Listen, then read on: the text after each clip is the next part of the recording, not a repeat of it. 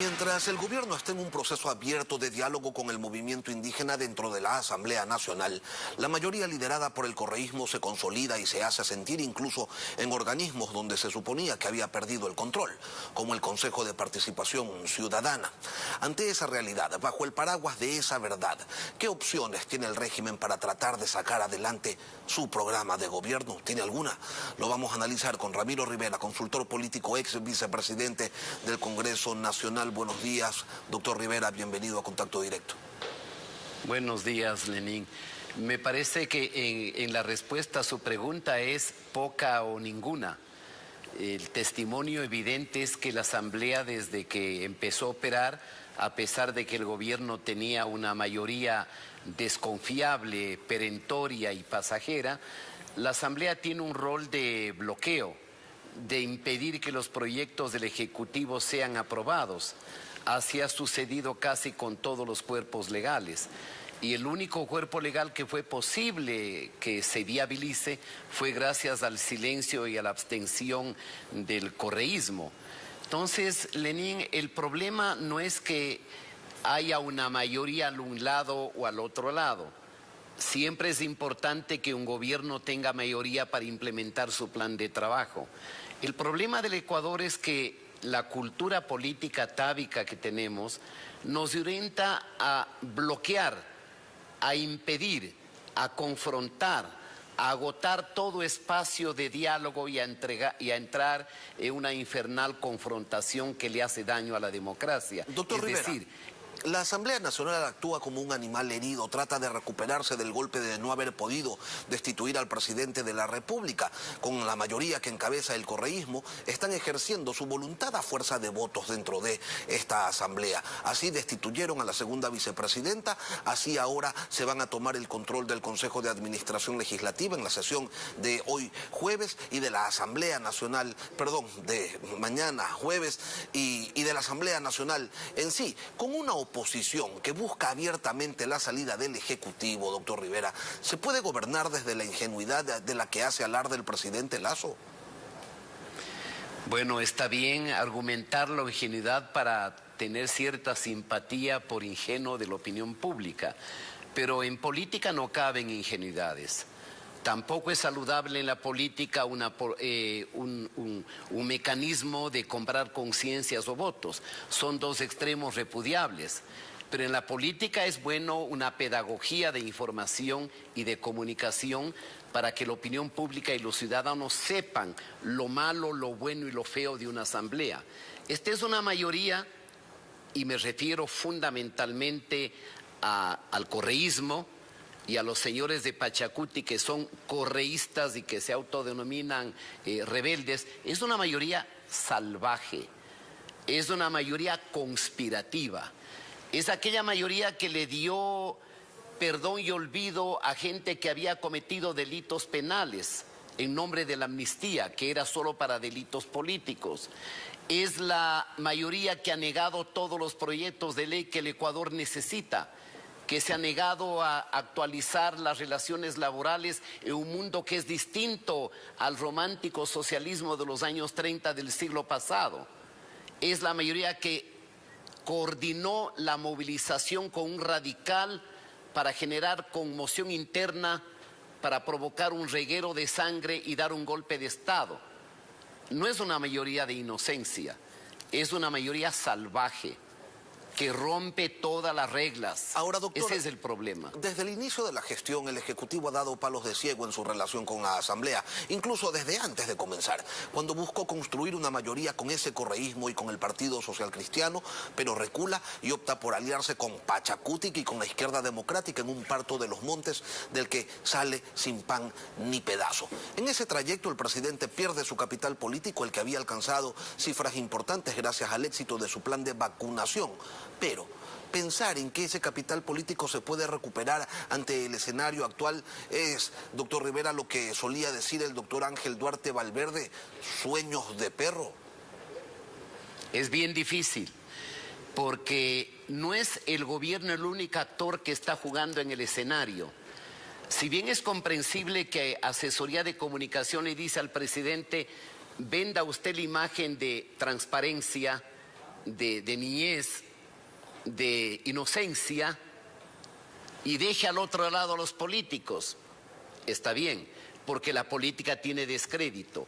Siga usted trabajando por la gente, está bien, pero un gobierno que sea excesivamente contemplativo, un gobierno que se deje ver por una lógica de inercia, que no tenga iniciativa, estrategia, voces, protagonismos y provoque hechos, es un gobierno que simplemente reacciona ante las amenazas o los hechos consumados. Y ya que tocó y usted eso el tiene tema que de la ver... comunicación, doctor Rivera, antes del paro se decía que el gobierno no comunicaba.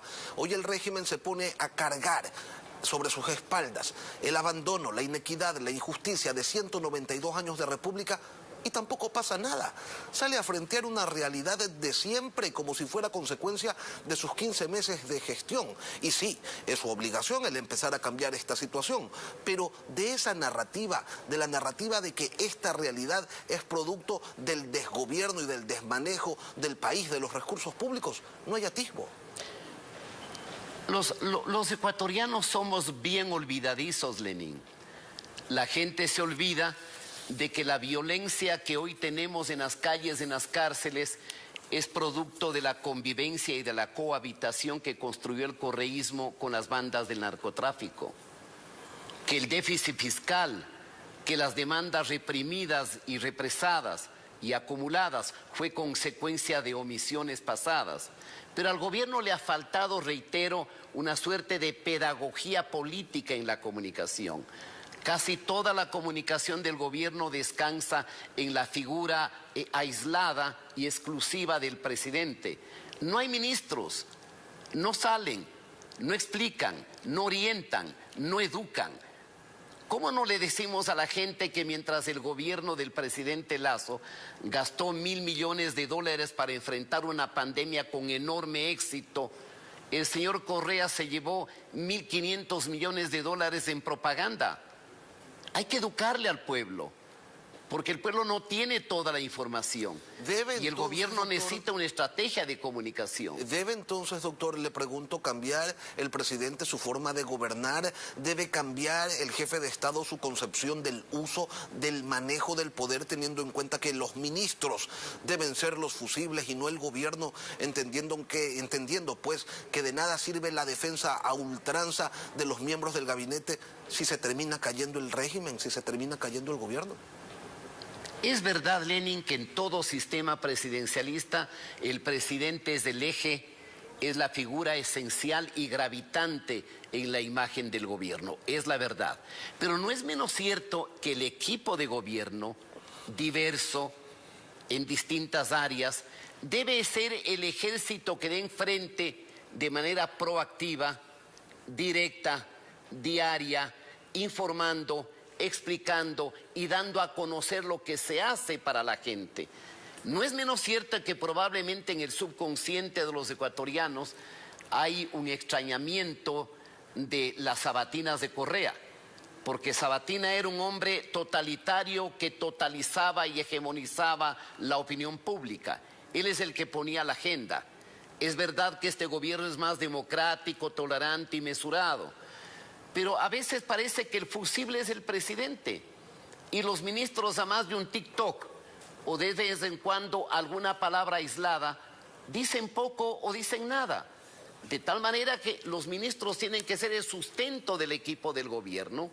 Ellos son los fusibles y a veces da la impresión que es el presidente la carne de cañón que se pone al frente todos los días frente a todos los problemas, lo que a veces provoca errores que comete y que tiene costos. Ahora, es preocupante que distintas voces dentro del régimen hayan dicho, terminado el paro, que no estaban conectados con la realidad, que debían escuchar a la gente, que había que girar el timón. Porque entonces, doctor Rivera, ¿para quién se estaba gobernando? ¿A quién se estaba escuchando? Bueno, primero, no siempre usted el mejor equipo de gobierno lo puede encontrar en el mejor equipo de colaboradores de la empresa donde usted ha estado toda la vida. Sí podríamos decir que hay también inteligencia fuera de un círculo personal. Ese es un elemento. El segundo, me parece que nunca el gobierno tuvo conciencia de que no ganó por sus propios méritos. Guillermo Lasso ganó porque muchos ecuatorianos votaron y votamos para impedir que el correísmo siga destruyendo el país. Es decir, tuvo una fragilidad prestada, diríamos una legitimidad prestada, fiada, que no le era propia y que tenía que defenderla con mucha inteligencia. Y a veces da la impresión que es un gobierno en algunos temas lerdo, lento, al que le falta equipos, al que le falta mística, al que le falta trabajo. Una pregunta, ¿qué hizo la Secretaría de los Pueblos Indígenas durante más de un año? Ponerse un poncho rojo no es ser indígena, de tal manera que me parece que ahí estuvo la falencia que de alguna manera lo ha reconocido el ex canciller y también lo dijo un ex subsecretario de Gobernanza. ¿Usted recuerda ese voto de rechazo al correísmo, doctor Rivera? Sin embargo, muchas voces han repetido que dentro del gobierno está infiltrado el correísmo. ¿Usted también lo cree?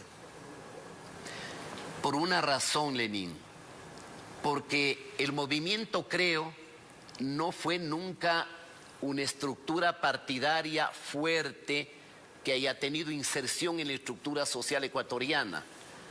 Me parece que se construyó un movimiento de clientela y de adhesión personal, más que de sentido de pertenencia a una idea, a un proyecto democrático y libertario para el Ecuador. Ese es el problema. Y lamentablemente el problema de los partidismos ecuatorianos es que son excluyentes, que marginan, que son celosos, que no quieren que lo mejor venga. Me parece que el gobierno está a tiempo para reclutar gente nueva. Hay una nueva generación de profesionales jóvenes ecuatorianos con ideas brillantes. Y sí preocupa, obviamente, cuando usted ve las instituciones o en la estructura administrativa y burocrática de las provincias repleta del correísmo. Le voy a dar un hecho. ¿Cómo se explica, por ejemplo, que en el Consejo Nacional Electoral el gobierno mantenga una luna de miel con el correísmo?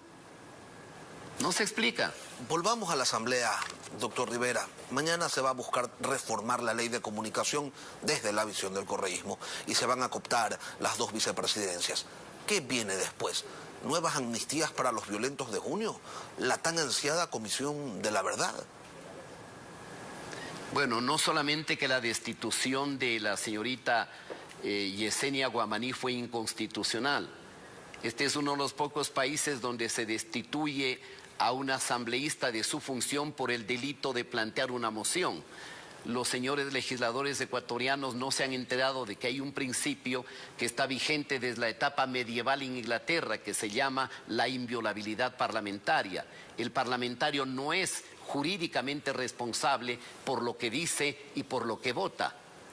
Probablemente mañana harán un arreglo para dejar vacantes en el Consejo de la Judicatura y repartirse la primera y segunda vicepresidencia y 2 puestos en el CAL. ¿Para qué? Para facilitar los juicios políticos, para defenestrar al Consejo de Participación Ciudadana y copar todas las funciones del Estado. Esa es la estrategia del correísmo. Yo esperaría, como en muchos otros actos, que la sensatez siga conduciendo a parlamentarios como quienes pertenecen al Partido Social Cristiano o Izquierda Democrática, porque muchos legisladores de la IDEI de Pachacútec no habrían llegado al Parlamento si no habría sido por la seducción en la campaña de Hervas y de Yacu Pérez. Eso refleja el alto nivel de descomposición y de mediocridad en la Asamblea. Ante esto, doctor Rivera, ante este plan, ante este objetivo abierto que ha expresado pues UNES, ¿qué le queda al gobierno? ¿Una consulta popular? Porque está claro que la muerte cruzada es un escenario que no quiere transitar.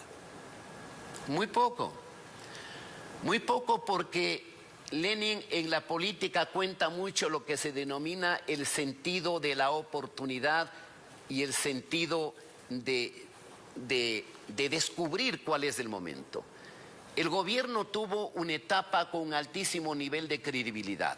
Ese era el momento para una consulta popular y para hacer que el pueblo dirima este conflicto y esta tensión, porque todos los ecuatorianos sabíamos cómo iba el deterioro de la relación entre el gobierno y la mayoría que la perdió en el Parlamento. Una consulta popular en este momento puede ser un arma de doble filo, porque no siempre los electores examinan la virtud de las propuestas. A veces el elector juzga el comportamiento del gobierno y de un presidente y se colocaría en el riesgo de una pérdida estrepitosa. Y sobre eso, las señales del gobierno en los últimos meses siempre van en distintos senderos que confunden a la opinión pública. Y hay que tener habilidades para saber cómo es que se cae para arriba, y parece que el gobierno no las tiene. Ramiro Rivera, consultor político, ex vicepresidente del Congreso, gracias por acompañarnos hoy aquí en Contacto Directo. Gracias a usted, Lenín. Al volver, Roberto Castillo, director ejecutivo del INEC, se prepara el censo poblacional, pero hay lugares muy puntuales donde ya arrancó, y las cifras de desempleo, de inflación. Ya regresamos.